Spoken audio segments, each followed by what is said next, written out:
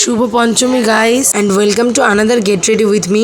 তোমরা কিন্তু সবাই জানো গাইস, পঞ্চমী অবধি কলকাতায় বৃষ্টি হয়েছে। আমি যে টাইমে গেট রেডি উইথ মিটা শ্যুট করছিলাম তার আধা ঘন্টা আগেই মাত্র জোরে বৃষ্টি হয়ে গেছে। বাট তাও আমি ভেবেছিলাম যে না, আজকে যাই হয়ে যাক বেরাবো।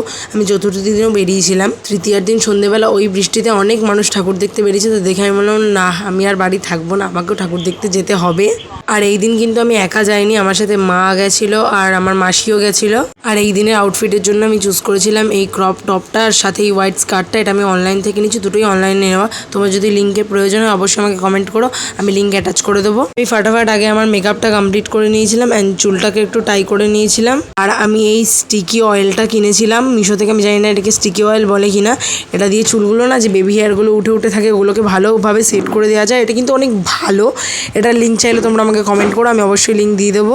আর তারপরে আমি আমার মেকআপটা ফিক্স করে নিই, আমার জুয়েলারিগুলো পরে নিয়ে আর ব্যাগটা নিয়ে আমি পুরো ready. This is my final লুকটা কেমন লাগলো আমাকে কমেন্টে অবশ্যই জানিয়ে। দেখা হবে নতুন কোনো সুন্দর ভিডিওতে। ততক্ষণের জন্য tata, take care and by.